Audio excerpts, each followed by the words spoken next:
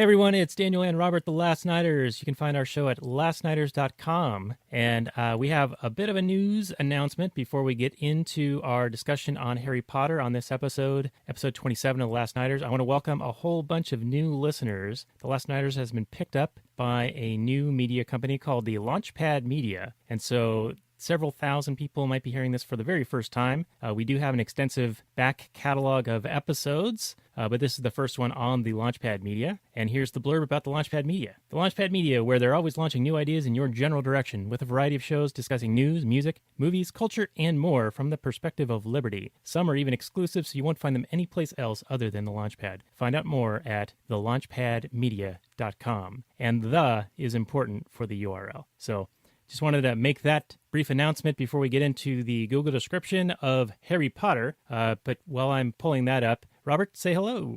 Hey everybody, welcome new listeners. Welcome to The Last Nighters. We analyze movies from a Rothbardian anarcho-capitalistic perspective for the most part, but we're also just two guys hanging out having a conversation, and we get into all kinds of different things. Wherever the conversation takes us is where we go. But then we're also some serious critics, somewhat. I mean, we do give like a score at the end, and yeah, it's usually a good time. So check it out. You're checking it out right now. Thanks for listening. Yeah, and again, you can find that at lastnighters.com, where we do real unconventional analysis from a free market perspective. And as we are prone to do, we start off with the Google description. So here we go. Harry Potter and the Sorcerer's Stone came out in 2001. Fantasy action, over 2.5 hours long. 7.6 on the IMDb, 64% Metacritic, 80% Rotten Tomatoes, and 95% of the Google users like it. Here is the description.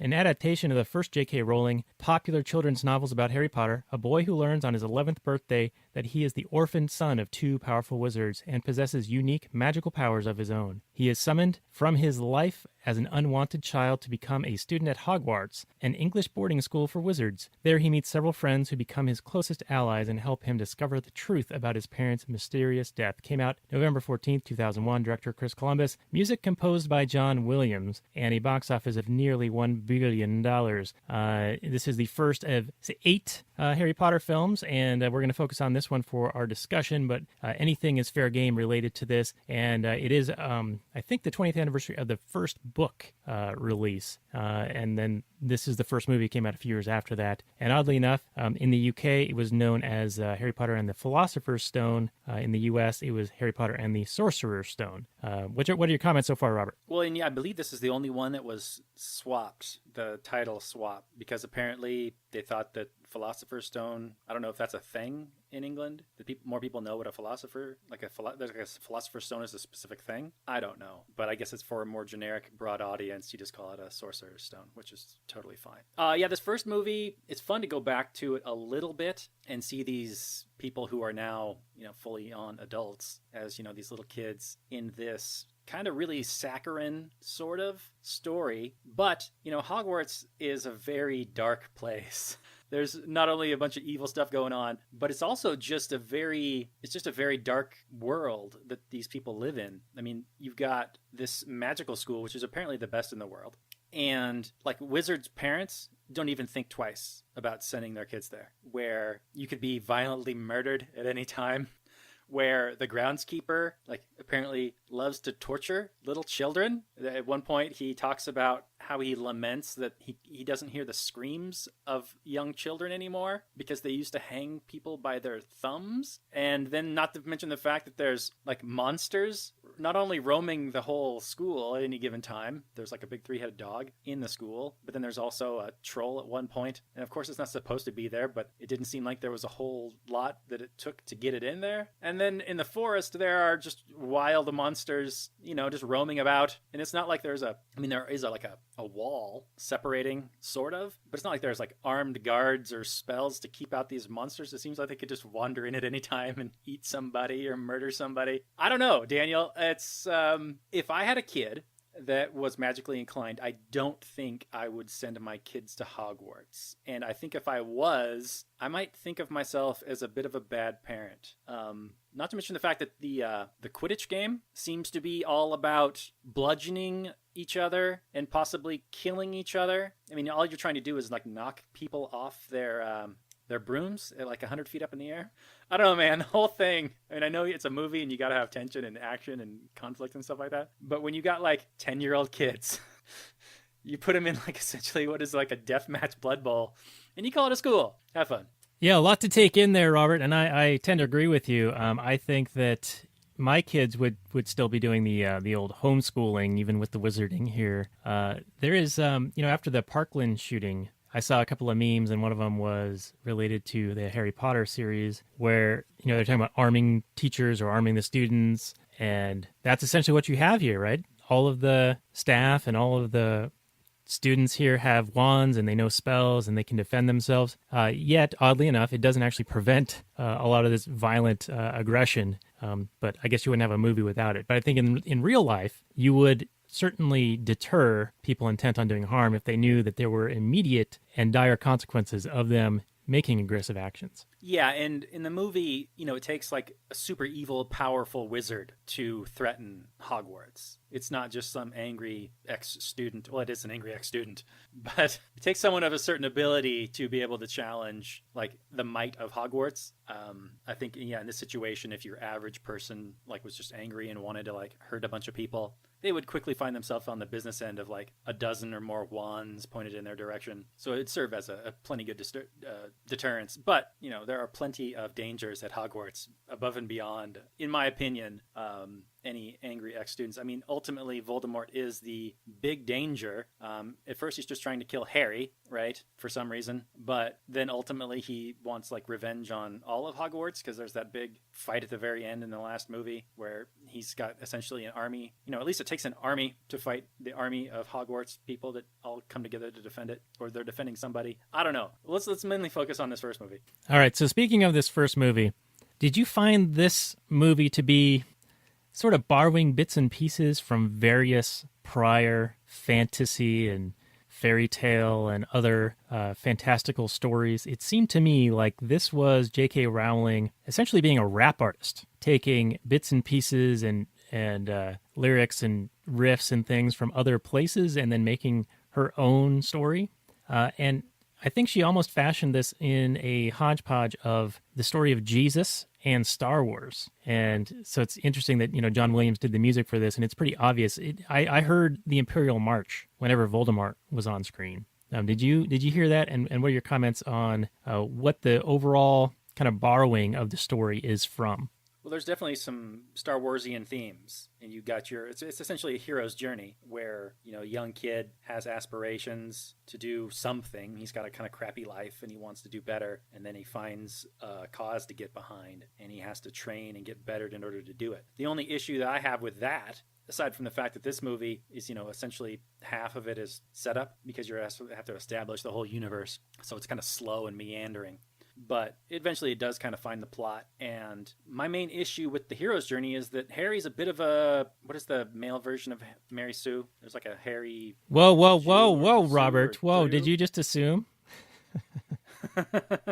We can call him Mary Sue. That's fine. Yeah, I have in my notes that he's essentially worthless and useless and just lucks into stellar results, Yeah. My issue with Harry Potter as a character is that he's never actually really a good wizard. He trains. You see him, learning, going to school and going to class and whatever, but you never actually see him doing much like his friends do. And maybe his real magical ability is to be a nice person and attract good friends. And maybe that's the moral of the story is it's about friendship and making friends in the school and that sort of thing. But as far as like Harry needs to learn a thing and how to do a thing in order to get past an obstacle, there's not a lot of that. And my main problem with this movie in particular is at the very, very end, and it made no sense to me. But we can talk about that later. But yeah, I think that is a theme that runs through it, that Potter really just does stand around and things eventually happen and he ends up smelling like a rose. But, even in the Quidditch match, he's just watching for the majority of it. He's not chasing the snitch around until like halfway through the match. And what is the deal with Quidditch, all right? There are actually like LARPers that do Quidditch, I think, or try to. But it doesn't seem like it makes a lot of sense. Like the game is over if somebody catches the snitch. Well, at what point is the snitch even available to catch? Could it seems like this match be over in like a minute? Available right away. Yeah. So, So why not just have everybody looking for the snitch? Yeah, and why go around beating the shit out of each other and have these balls, the bludgers or whatever they are, going around beating the shit out of people too? Well, it seems to be just those. There's the one main big ball with like the flat sides, and then that's just to score points. Yeah, that's the And then you got the quaffle. snitch, which is just you got the snitch just flying around, which you only have one member of your team looking for some reason, even though you find it and all of a sudden the game's over. And then you got these other two balls, which I guess the beaters hit around with their like cricket sticks, and those just seem to serve to hit into the opposing team members, which you're flying around on, broomsticks at like 100 feet in the air. You knock somebody in the head and they just go flying down to the ground. Now, they're wearing like wizard robes, so maybe that like slows your fall. But I can imagine, some 10-year-old kid, 11-year-old, 12-year-old kid takes one in the brain, falls down, breaks his neck on the ground. I mean, you're falling down to, the ground. It seems like a very deathly sport. And they even mentioned in the story, like, nobody's died in like a couple of years. It's like, okay, so you're not going to wear any kind of protective clothing. There are no like spells to protect you. So like if you fall off your broom, you kind of float to the ground. No, you just fall, crash, almost die. It's a brutal sport. I don't know if I'd let my kid play it. Yeah, I wouldn't let Daniel, my kid. Would you let your kid play it? Oh no. I mean, my kids try to play this kind of a thing. Like they like to wrestle, and they like to jump off the couch, and they like to jump off the couch into each other so they collide in midair. And it's always fun until somebody accidentally gets bumped a little too hard, and then there's the retribution. And like full on, biting and fighting, and the kids end up with bruises in various areas where bites have occurred, or where they've run into things from doing off the top ropes type action. And yeah, I think that I wouldn't allow them. I don't sanction it. They still do it, but I certainly wouldn't sanction it in a school environment either. And you would think that they'd have to sign a pretty hefty stack of waiver forms to be able to participate in something like this. Yeah, for sure. I mean, I don't know this world. It seems to be the real world, except it's in the wizarding world. But I mean, can you sue Hogwarts if your kid dies? I don't know. I think you're on your own if you send your kid to a place where like giant spiders and like trees that assault you when you walk by, and like evil people are running through the halls. And I don't know. It seems like the normal world is a lot safer than the wizarding world. Yeah, and speaking of the normal world, that's where we start off, because Harry, from his mother's love, he was able to be protected when Voldemort tried to kill him as a baby. And Dumbledore, who, by the way, is not gay enough for the SJW types, who were happy, 10 years ago when it was revealed that he was gay, but now when the Fantastical Beasts and Where to Find Him, apparently he's not openly gay enough, so they're nonplussed about that. But Dumbledore decides to put Harry with his distant relatives who are muggles, which in this world are non-magical people. And in my viewing, I viewed them as the statists, the deniers of like actual truth, and you know where I'm going with this, right? And Dudley, his cousin, is a bully, and he's like a natural fit for a position of authority, undue authority over others, like a cop or a prison guard. But I wanted to ask you, the way they treat Harry, he's like living under the stairs in a closet, and they threaten to starve him for a week if he does any funny business. If that makes you consider the Rothbardian no obligations to feed your child. Well, that's a tough question. At no point does Harry ever say that he is, an adult and he wants to leave. He never said that, I am a fully cognizant human being and I can take care of myself. I'm out of here. He did seem to be reliant upon the Dursleys for his sustenance, and he seemed to be okay for the most part with how they were treating him. Now, that doesn't necessarily mean that it's right or okay. You can indoctrinate, you can kidnap, you can put a kid in a locked room. In fact, there are stories that come out from time to time about children that are essentially chained up in, a tiny room, and it sounds like a horrific, prison type situation. And this is sort of similar. I mean, there's a plot point where the Dursleys, the father prevents Harry from getting any kind of mail, because at first they are in complete denial that Hogwarts is even a thing, that magic is even a thing. But I'm not really clear on why. Were they trying to protect Harry from this magic stuff? Did they think that his parents were like delusional and that it doesn't really exist? But then why talk about the funny business and actually admit that it's happening? The whole thing was kind of confusing and muddling to me, exactly what they believed, what they were trying to accomplish, whether they were trying to protect Harry or mistreat Harry. It seemed like to me that they didn't like Harry at all. And here's somebody offering to take Harry from them. It seemed like they would jump at the chance. Here, take this kid off our hands. We don't like him. But no, they didn't. They tried to shelter Harry from this Hogwarts stuff to the point where they're like, no, we're going to take care of him and keep him in this muggle world because we love him so much, even though they act like they actively hate him. So I was confused about that. Did you get a similar sense, or was it all totally clear to you? Oh, no, yeah, this is a mess. I think that they were jealous or envious of him being special or having certain abilities that they were trying to suppress, and they weren't unwilling to let him go because they loved him and were trying to protect him, but I think that they were trying to maintain control of him for whatever reason, even though they didn't act like they wanted him around at all. Yeah, I mean, I could see that, but why is the big question. Out of a sense of pride that they were right and her sister was wrong? Like, we're going to show you. You guys are a bunch of crazy magic people, a bunch of weirdos. We're the normal people, and we're going to keep him normal. But if that was the case, they would have just treated him like their own child and loved him and doted on him just like they did their child. Yeah, who, by the way... They didn't. They treated him like the redheaded stepchild that they hated. Yeah. And their kid that they... What was his name? Dudley. He had this huge entitled mentality. He was upset that he only got 36 presents because last year I had 37. So he was a real piece of shit. But, For sure. It doesn't make a whole lot of sense. Now, Dumbledore put him there. He placed him there because in the wizarding world, Harry was famous. And Dumbledore thought that, or seemingly thought, that Harry growing up not knowing that he was famous was probably better off for him.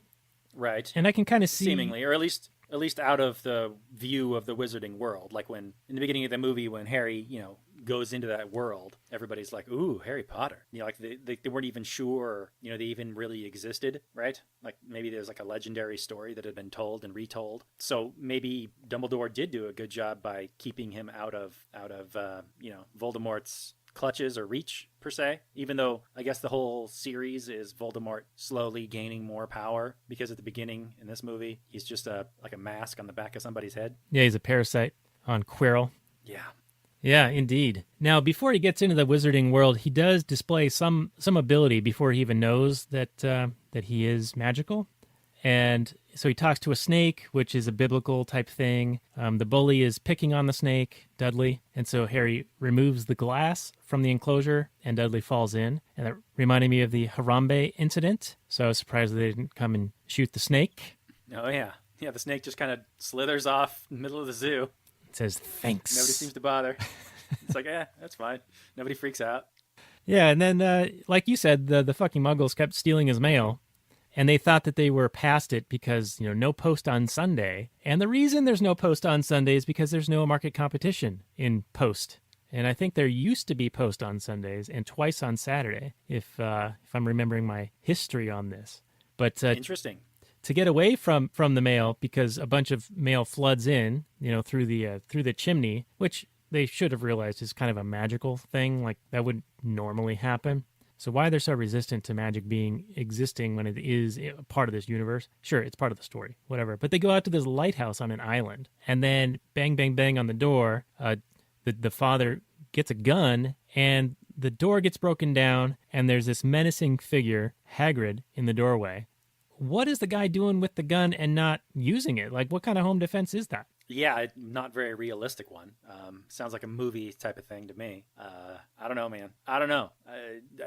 Hagrid's breaking down the door, right? So whoever is knocking on the door or breaking it down isn't there to sell you Girl Scout cookies. He's there to either do somebody harm or get at something that he wants. And in that case, if you're not going to act yourself as a cordial, gentlemanly, voluntary human being, then you have no obligation to react, in the same way. So yeah, go ahead, blast away. But of course that, doesn't happen in the movie. But Hagrid is breaking in to hand deliver the invite to Hogwarts to Harry.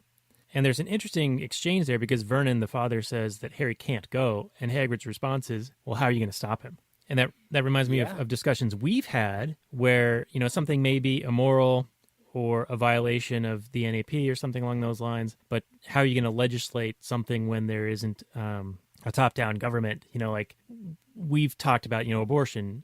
Our perspective is that it's killing a human, right, or a living being, and it has rights, natural rights to life, and so it's wrong to do that. But what are you going to do to prevent it, right? How are you going to stop it? Because in a market, there might be some ways to do it, but you can't like violently aggress against somebody, especially if you don't even know about it. You know what I mean? Like coming to the defense of another is certainly a thing, but how that mechanism would play out seems kind of muddy to me. Yeah, we talked about this on our, I believe it was the Don't Breathe episode, where there's a guy who has impregnated a woman, and his solution to prevent her from, or to keep the baby to term, is to essentially chain her up and force feed her and make sure she is perfectly healthy and whatnot. And then when she gives birth to the baby, he's going to let her go. And we discussed that a bit. And so if you're interested in that sort of discussion, check out that episode. But yeah, Daniel's right. I mean, no matter how you feel about abortion, and I am against it, I think it's immoral. I think if you voluntarily undergo sex with the potential of making a baby, that's what sex is. There's a chance you're going to make a baby. There's always that potential there. Then you ought to accept the responsibilities that are derived thereof. And if and I listened actually to Tilden's episode on this recently, where even in the cases of rape, you would punish the rapist, but in what world would you punish the innocent little baby? It seems like a strange thing. So yeah, completely pro-life, but what would you do to prevent such a thing? Would you chain a woman up? Would you prevent her from walking up and down stairs? Would you, all kinds of ridiculous scenarios you would have to go through to make it illegal. Now, you could talk about punishing afterwards. I think that's a more, plausible scenario, but I don't know. Anytime you involve the state with their, idea of what justice is, which is just putting someone in a cage for a certain amount of time or killing that person, it doesn't necessarily jive with what my idea of justice would be or anybody else's idea of justice would be. So I would not be in favor of even any kind of after abortion punishment at this stage. In a free market type situation, a proper propertarian type world, I think the market would definitely come up with the best solution, and probably the best solution these days would just be ostracization. You talk to somebody who's had like 3 or 4 abortions, and maybe you don't want to hang out with that person, and maybe you make it known that you think what that person is doing is not moral in any way. Yeah, and the other side of that is you get the state out of the way, and all of a sudden adoption becomes a lot easier. It becomes a market for children, which sounds awful, but would actually be a better solution, right? You would have people who don't want to have kids who end up with kids, trading and exchanging with people who can't have kids but want them. And I don't see how that in and of itself is a bad thing compared to present day. You get the objections that would be like, well, if kids are just commodities that you can, buy and sell and trade, well, then we can just harvest their organs and whatnot. Well, no, they still are people and they have rights. But if you're talking about a child going from a situation where they're unwanted to a situation where they're completely wanted and will be well taken care of, just because there's, a market mechanism, as in money exchanging hands, but without the mechanism of the state. Like even today, adoption is still a market mechanism. You got to pay a bunch of money, but there's this massive state involvement that makes it much more expensive. So there's really no argument to be made. Right. And you're not actually buying the child, you're buying the custodial rights, I would venture. I think that something like that would be what you're trading. I'll exchange this amount of dollars for the custodial rights to raise this child until they are of age to take care of themselves. Absolutely. You can't just use them as like organ factories. Yeah. I think that would be immoral. Yeah, they'd still have all of their natural rights. Yeah. But anyway, let's get a little bit further into this because we are already eating up a bunch of our time. Why don't we talk a little bit about the characters themselves? We've got Harry, who's the Daniel Radcliffe character. We've got Hermione Granger, who, when I read the novels, I always in my head thought it was Hermione. Nice. That's, Emma Watson? Is that her name? Yeah, I think that's her name. Yeah, and she, of course, is, this big-time he for she, super feminist, men are bad kind of person. And in the movie, especially this first one, she is a little bit of a know-it-all kind of annoying person.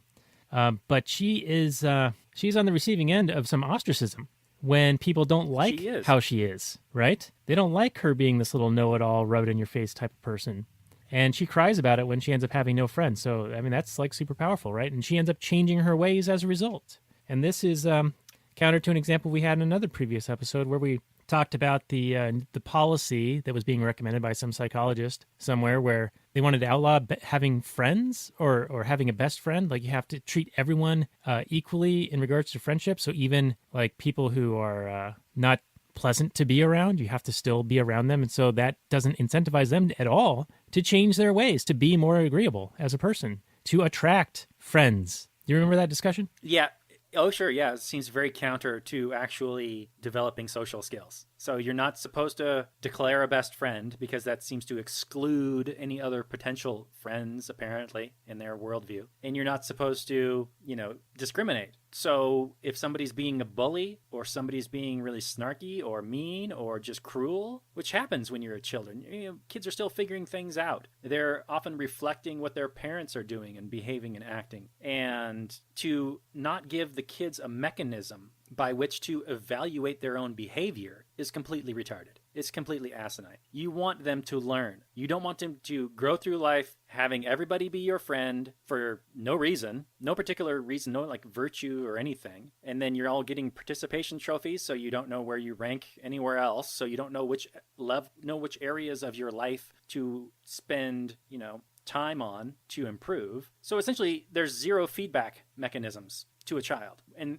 all the children are looking for is feedback mechanisms. Hey, look at me doing this. Look, Mom, look what I'm going to do. Watch me do this. Did I do good, Mom? Did I? I don't know. I'm a kid. I'm just learning. Is this a good thing? Was this a bad thing? I look at their face. Mom's face looks happy. I'm doing good. Oh, Mom's face looks anxious and upset and angry. I must have did something wrong. Kids are constantly looking for feedback, and to eliminate feedback from the entire equation, how are these people child psychologists? I don't understand it.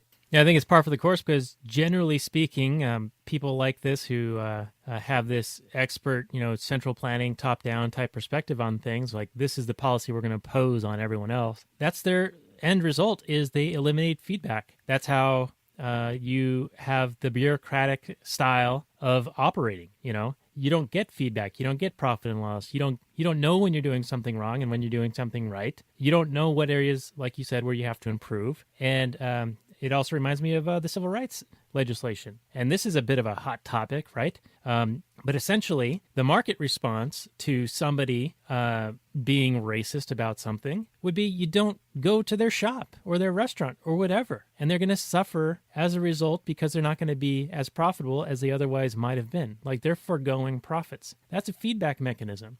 But when you force everyone to associate with each other, you sort of eliminate that. And so people have to repress those feelings and hide them. So they can't be open about it. So, they're probably going to treat you worse in other ways. Right. Now, there is one method for governments to get feedback. I mean, there is the voting method, which is a big giant blarb of nothing. It tells you almost zero about anything. But then there's also the bloated, super long-term, we'll just commission a study to find out if this program is working or not. And we'll find out in about 5 years, and we'll spend more money to tell if that bloated government program worked after about 5 years, and then we'll decide. It's not the same as a market mechanism where you get that immediate response, that immediate feedback of people willingly, voluntarily handing over their dollars to you or not.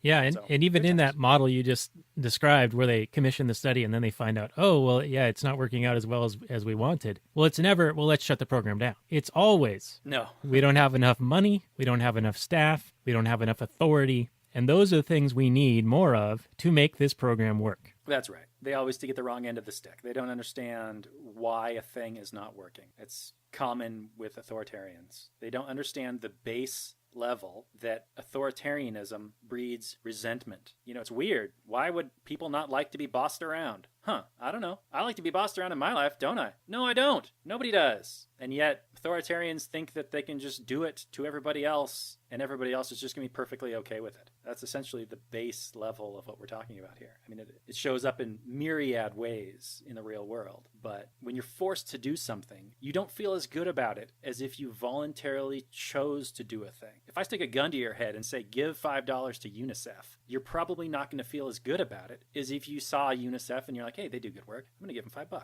It's probably a little bit better feeling there in the feels. Well, and no act can truly be virtuous unless it was voluntarily made, right? And of course, it's easy to be conspicuously spending of other people's money. These are sort of derivatives of Rothbard quotes. But essentially, if you're not choosing to do it on your own, then you don't get the attaboy, you don't get the pat on the back. And that's one of the disconnects with voting for politicians who promise all of these things, is that it almost absolves you of the responsibility of doing something good for others on your own, because you've already voted for somebody who says that they're going to go do it for me. And it's already taken care of, right? So if anything, Right. it disincentivizes good behavior. Certainly it does. And the idea that voting is any kind of feedback mechanisms for politicians on whether they're doing a good job or not, like any particular policy, is hilarious. I mean, all it is a general good or bad. It's not like direct feedback on policy X or policy Y, even if people did appreciate those policies or not, which I would unilaterally oppose almost every single one of them. But anyway, we should probably talk about Harry Potter in our remaining time. Yeah, we are running low on time, and we're flogging this bureaucratic stuff here. All right, so let's talk more about the troll, because the troll, I had a couple of fun notes on that. So the troll gets let in by Voldemort, or Voldemort's vassal, and the troll is in the dungeon, right? And he's so stupid that he ends up confused about his gender and goes into the girls' bathroom. Yeah, sure does. And Hermione's down there crying her eyes out because of her friends from the ostracism thing that we talked about earlier. But Potter and the redheaded kid, Weasley, they figure, oh, wait, she's down there. We got to go save her. And so they find her in the bathroom with the troll. And Potter, again, is useless in the troll fight. But then when the professors show up and the troll's like knocked out with a wand up his nose, Hermione lies to the professors and is like, oh, I went down here on my own because I thought I could take on the troll. So my question to you is, why did she bother lying when the legitimate story was fine? She could have just said, oh yeah, I was in the bathroom. The troll came down. My friends came to try to save me. Like, what benefit is she seeking to achieve by lying in this instance? Yeah, it seems like maybe there was something lost from the book to the screen. I really don't know. It's not like she was hiding any particular thing. Like she was in the bathroom for some nefarious purpose. She was just in the bathroom crying. People do that. It's a thing. It happens. When you want to have a good cry and you want to be alone, oftentimes you'll go to the bathroom and go in a stall and lock the door and just sit there and be by yourself having a think and a cry. It's okay. I don't know what she was hiding. Yeah, I feel like it was just a plot device to give her a reason to overcome the ostracism, to like have sacrificed herself in front of them in a way to like earn their pity? I don't know. Oh, right. As opposed to saying, hey, they made me feel bad, so I was crying, instead of saying that. So then she kind of like gets it back in their good graces. Right. But you think that, I don't know. I think that the real story would have been just fine. Oh, these people came to save me. Look how great they are. I'm very thankful to them. Yeah. Seems like that would be a good idea. I don't know. I think you're writing a better movie.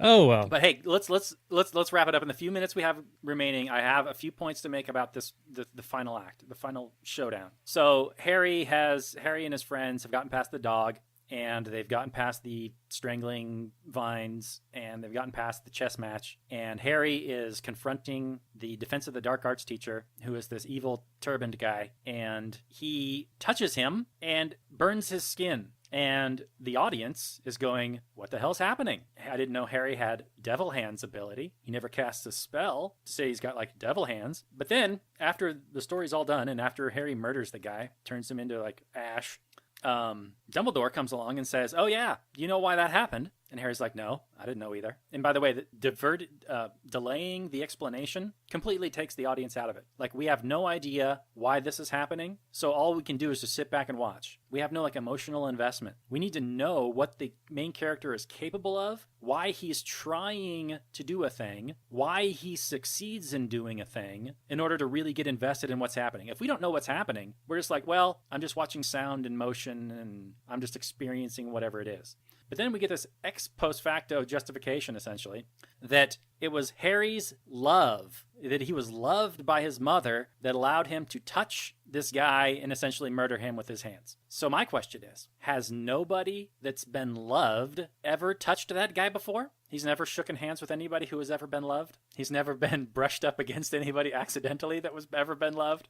Or is it just Harry? Because we're never given that explanation. Is it just love in general? Or is it only Harry's specific love that Harry's specific magical mother, parents, whatever, imbued in him somehow that we see or don't see off screen? Do you have any ideas on this, Daniel? Yeah, it is very confusing, and I want to quibble with you on the word murder. Sure, the Quirrell guy dies as a result of his Medusa-like abilities to turn into stone and ash and dust and whatever, but he did not intend to do it, so I don't think that there's murder there, even though he was being attacked and was perfectly within his rights to defend himself.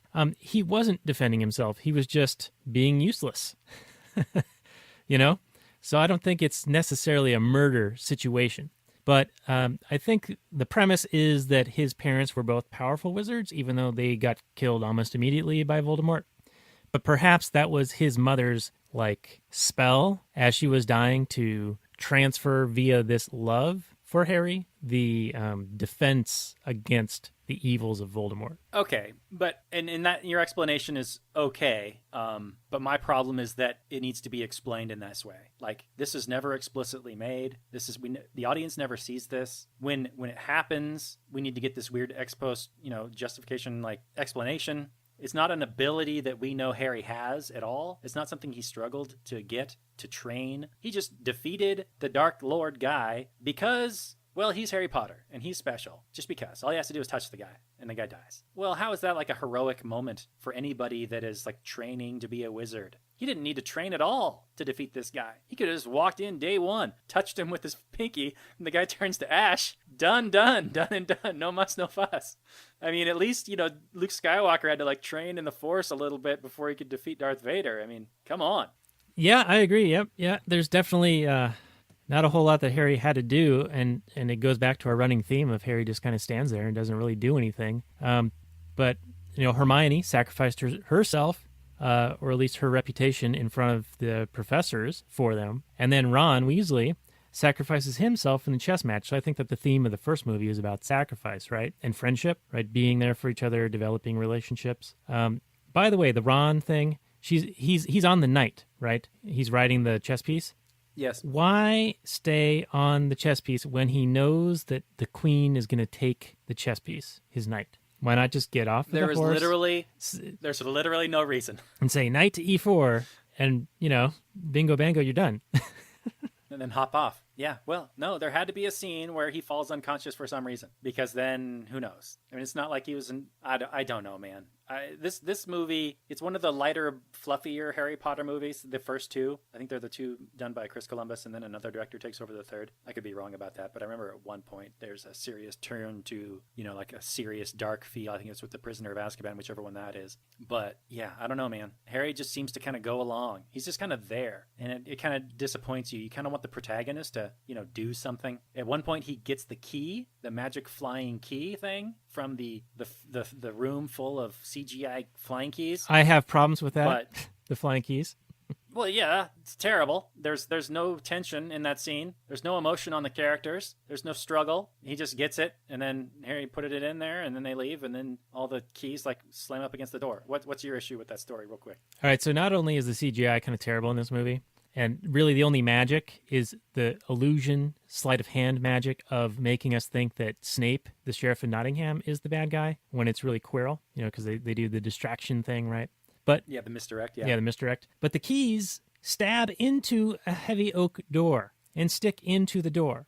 But just moments before, they're flying around, quote-unquote, attacking Harry, and they don't stab him, they don't cut him, maybe a little bit, but it's not, like you said, there's no real danger happening. There's nothing really happening other than a bunch of CGI action flying around the screen. Yeah, I got to completely agree with you. There was zero tension in that scene. It just seemed like it was wasting time until they got through the door. There's nothing Harry had to do. All he had to do was fly around on his broomstick, essentially in a replication of him finding the snitch. So we know that that's his ability, is that he's a good seeker. But there was no emotional response from any of the characters, and it seemed like a Jar Jar Binks kind of CGI moment. It just looked terrible, and it was a terribly done thing. And I'm sure Chris Columbus isn't super proud of it. I'm sure he wanted to do that scene better. I'm sure if they ever remake these movies, hopefully it'll be done better. But in our closing moments, unless you've got something else, I really want to ask you, what the hell is the point scoring system in this movie? Oh, for the houses? At the end of the movie, Dumbledore, he's like giving 5 points here and taking off 5 points there. And then he's like, I'm going to give you 55 points here and 50 points there, and then take away. It's like, it seemed to be completely arbitrary. Just whatever he was feeling like in order to make Gryffindor win. That's what it seemed like to me. Yeah, in watching this, I was like, man, you're like sort of doing the Rico thing where you're punishing the whole group for the actions of individuals. But then I sort of reconsidered, and I was like, well, if they know about it up front, then maybe it's okay, right? Because they're choosing to associate with each other in these houses, or I don't know. I mean, they got randomly assigned by the hat, but they do have a bit of a relationship with these houses, right? And so it's a way of having social pressure to keep each other in line, right? Because if the whole group, the whole fraternity, the frat house is going to be upset with you if you cost the whole group something, it sort of makes a bit of sense. But yeah, you're right. Dumbledore was just sort of willy-nilly, especially at the end, where the Slytherin have won. But he just puts his thumb on the scale and is like, oh, well, Hermione Granger, 50 points. Ron Weasley, 50 points. Harry Potter, 50 points. And now they're tied. And then he gives, who's the dumb kid who keeps screwing everything up? He gives him 5 points. The guy they turned into a stone or whatever. Yeah, for standing up to them, right? Which, by the way, was assault, brother. Hermione froze him, made him paralyzed. When he's trying to stop them. I mean, that violation right there. But anyway, he got 5 points for that, and so, of course, they win. But it was almost like, who was that referee in the NBA who was, like, taking bets and, like, controlling the outcome of the game? Tim Donaghy. Oh, yeah. It's like that. That's what Dumbledore's doing. Yeah, he was definitely in the tank for Gryffindor. I mean, I don't know if Gryffindor slipped him, like, I don't know, whatever Dumbledore wanted, but he was definitely on their side. Even though, I mean, we know that, any one house isn't, like, evil or good or superior to another house. I mean, these are just arbitrary distinctions that this hat makes. So it's not like, I mean, yeah, what's his name is in Slytherin. What's his name? Draco? Malfoy, yeah. So we know, like, the bully is in Slytherin, but other than that, it's not like Slytherin is inherently an evil group of people or whatever. It didn't make any sense to me. It just struck me as bullshit. Well, she just wants the Gryffindor to win because that's the protagonists, and for no reason. Whatever. Fine. It's a kid's movie. Enjoy. Yeah. Now, I did want to bring up one other thing before we get into our final summary and review, and that is the, climactic Darth Vader scene where Voldemort says to Potter, there is no good and evil, there's only power, and those too weak to seek it. Together we could do extraordinary things, which is almost verbatim the Vader offer. Indeed, yeah. I mean, they have similar kind of character arcs, I would suppose, right? And have similar reasons for doing what they do. Although I'm not as clear on Voldemort's. I'm not as big a Harry Potter fan, so I don't know exactly his motivations. I know he went evil. He sought like forbidden knowledge, right? And that's why he did what he did. I don't know. Like, there's like a dark side to the magic. At one point in this movie, they talk about him going to the dark side. So it's very Star Wars-esque. And I guess Darth Vader did too. He also wanted some kind of like forbidden knowledge that the Jedi wouldn't allow him to search for, is basically, how to keep people alive and that sort of thing. And that's why he went to the dark side. So yeah, I guess some serious parallels here. Although I think Darth Vader has a nose. Although Voldemort has a nose in this movie too. So I don't know where he loses his nose. Yeah, I've seen a bunch of memes about, at least I've got a nose related to Voldemort. Yeah. And one final question for you. The spell that Dumbledore put on the Philosopher's Stone, which, like you just said, it does allow for more of a life force, right? Because previously Voldemort has had to live off of unicorn blood, drinking the blood of unicorns to be able to stave off, dying. Dumbledore had said his neat trick was that the stone could only be found by someone looking for it, but who would not use it. And because Voldemort was going to use it for evil purposes, it's essentially the Ring of Power, right? And this reminded me of Ron Paul a little bit. I mean, he was a guy who ran for president, or Adam Kokesh, who wants to run for president to shut down the federal government. I can see them, being able to find it, but not intending to use it for aggressive purposes. You know what I mean? Sure, yeah. I mean, the only person you can trust with power is somebody who doesn't want that power. Someone who seeks it out is, by their own actions, declaring themselves to be unfit to wield it. Because no matter, despite your noblest intentions, power is going to corrupt you. So someone who does not want the power, someone who will reject it, is the only person who is suitable, I guess, to have it. But, it's like you said, you elect Ron Paul, and then he's just like, well, I'm not going to do anything. He's Dr. No. Or Kokesh, he's just like, yeah, we're not doing this anymore. Now, regardless of whether or not that he's going to succeed, that is what we're talking about here. Indeed, sir. Well, why don't we do our final summary and review before we wind down this episode of The Last Nighters, the first one ever on the Launchpad Media. So thank you guys for joining us from the Launchpad Media. We hope that you look for our back catalog at lastnighters.com, and it even goes deeper than that if you know where to look. But let's get into the final summary and review. Welcome, Launchpadians. So, Harry Potter and the Philosopher's/Sorcerer's Stone. It's kind of a long, slow, ponderous movie until it finally kind of gets going towards the end. But it did have, it kind of had to follow the book, and you got to establish this world that it's in. It's more of the saccharine version, even though you got people talking about torture and death and murder and all kinds of stuff going on. But, I got to give them credit. Kid actors are notoriously terrible. There are a few good kid actors. I can remember when I first saw Dakota Fanning in whatever movie she was in when she was like 10 or something. I was like, wow, that's a good kid actor. And you know it when you see one because there aren't that many of them. And these guys, they got better as they got older. But they still weren't super terrible in this movie. I wouldn't, go around nominating anybody for any awards, but they're watchable. It's not like cringeworthy. You found some decent actors who grew into pretty good actors. So there wasn't anything cringeworthy from that point. The CGI has not aged. There are definitely some tension moments that do not exist. I don't know. Maybe the scenes are better in the book. I don't know. I never read the books, but I know that the Harry Potter series is a series that is beloved by millions and millions and millions of people worldwide. And there is a certain amount of magic to the movie and the series because, as someone, including today on this podcast, has said, this book is really about friendship, and it's about the magic of being friends. And even if you're a pretty much do-nothing, like Harry Potter is, pretty much the non-protagonist, through his actions of getting friends who are better at things and good at things, he can still succeed, even though he ultimately succeeds in defeating the bad guy through no fault of his own, which is a real bummer for somebody who's looking for a satisfying conclusion to a kind of a hero's journey type situation. I like my protagonists to learn to do things, or to be able to do a special thing, or to do a thing well and use that, or learn a new thing that they use to defeat the bad guy. I don't like that it's just some inherent ability that he was born with. I think that's kind of a cop-out. Maybe he does better in successive movies, but anyway, that's a long-winded way of saying that this movie is okay. This movie is about as average as it gets for me. It's not a bad movie, but it's not a really great movie. It's a fun movie if you're a fan, and if you're not a fan, I think you're going to be kind of like, well, it's a kid's movie. Let a kid watch it. I'm an adult. I've got other things to watch. This movie is a 5 out of 10. Daniel? Wow, 5.0. I was actually thinking that as you were speaking that I was going to go with 5.0. So one of the first matches we've had on The Last Nighters here, and I wholeheartedly agree with you. It's not the worst movie. It's not a great movie. It does set the scene. It's slow and ponderous and takes a long time to develop. It feels rather disjointed. I think that a lot of scenes could have been cut altogether because they didn't really establish a whole lot of stuff in some of them. Like they just seemed like, oh, well, let's shoot this scene because it's in the book and we'll fit it in somehow, even though it doesn't really help the narrative all that well. And it seemed like they needed some more narrative in other areas. So, maybe they could have been better off like paring it down and then taking some of the other areas to make it make more sense. And the CGI, it did not age well. It looks really hokey.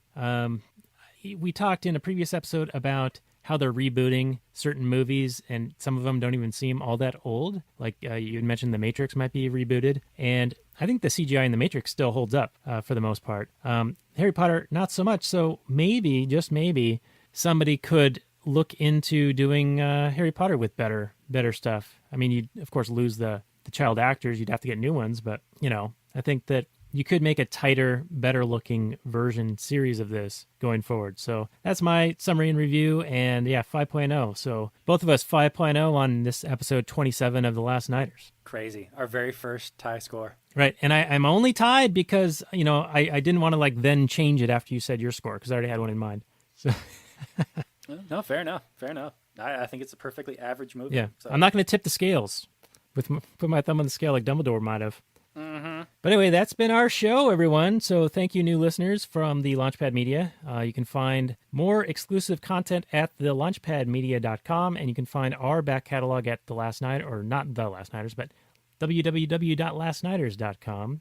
We do appreciate you joining us, and we hope that you come back next week, where I think we're going to talk about the movie The King's Speech, which was a recommendation on our Facebook page from a fan/listener. So that is a movie that's currently available on, I believe, Netflix. So if you're a listener and you want to get our analysis of it, do check out that movie on Netflix beforehand, and that way next Monday when our next episode comes out, you'll be prepped and be able to join us as we go through that movie and give you some real unconventional film analysis. And I'll say good night from last night, and Robert can have the final word.